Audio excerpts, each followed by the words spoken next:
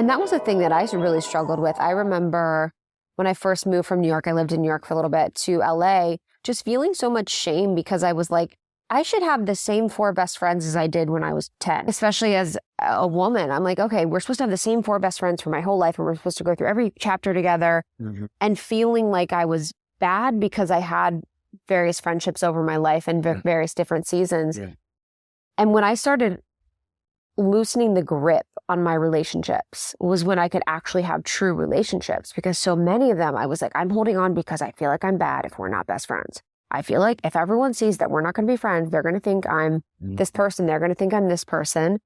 And I wasn't in true relationships with people that were aligned with me at the moment. And now I'm just so much more fluid about my friendships. It's like, if I have me all the time, I actually don't need, because before I'm like, I need you, I need you, I need you, I need you. I need everyone to hold me down. And now that I'm with me, I can have more fluidity. Oh, you're showing up for me right now. I'm going to love you because you're showing up for me right now. I can be more with it. But people do hold on to relationships for a long time. And I think especially when you have a huge identity shift, it can be scary to lose your identity, your job, your career, your home, and then your friends. That's a lot. It's terrifying. And also it is unfortunately a prerequisite for liberation. Yeah. I can't let people not hear the truth. How many times have we died in our path of liberation? Yeah. And shit, as far as I'm concerned, I died this morning once, There is the same way you're seeking friends who are in the spiritual path. They're out there. Be where you want to be found. Yeah. Stop going to happy hour hoping to be happy. Yeah. Stop going to happy hour hoping to meet friends. Yeah. Don't do the same things hoping for a different outcome. Yeah. Do something completely different, and that's where a new outcome will come. Yeah. And also, it's really important for us to see, what I spoke about beauty earlier, spoke about, capacity. When you're in your body, you see opportunity. When you are in your body, you see beauty. So if you're not in your body, if you're in your mind, you can go to the meditation studio, you can come to one of our events, you can go wherever, and you're not going to see opportunity because you're locked up in your mind.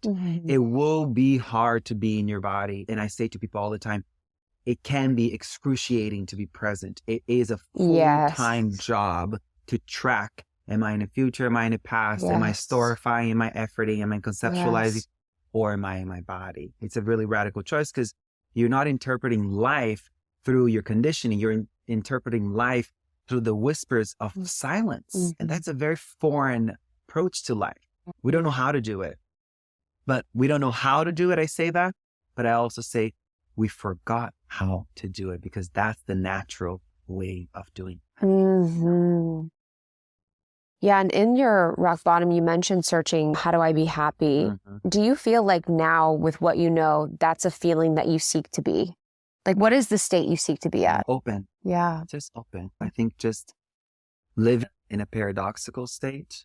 I can be with this and that, not this or that. Yeah. That's what I'm hoping to. That's what I practice. It's being with this and that.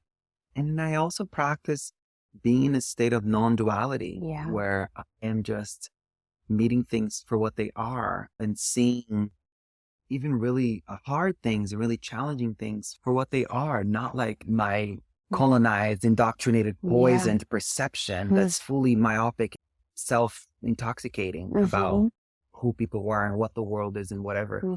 I really try to remember that the more I think I know, the more I am lost. And that's a really hard truth because our entire process, and now especially in the spiritual wellness space, people are going from this book to this podcast to this Instagram post to this thing. They're such accumulators of information. I know. And they could speak the mystical mumbo jumbo, but there's no lived experience. And one thing that I seek now is to coming to a place where my presence alone invites people to be, invites people to fall apart. My presence alone invites people to feel safe. And I feel like it's crazy because something happens. I'm sure you can relate. There's a big sign on our face. Tell me all your deep, darkest secrets. I can handle anything. Nothing is unforgivable to me. I can handle anything. I won't ever judge you. And that's what this presence emanate. That's the quality that I want. It's more of that. It's just want to be open. When I want to create a trail of warmth and inspiration for people, I want to be able to, this is very aspirational and this is very like goal oriented.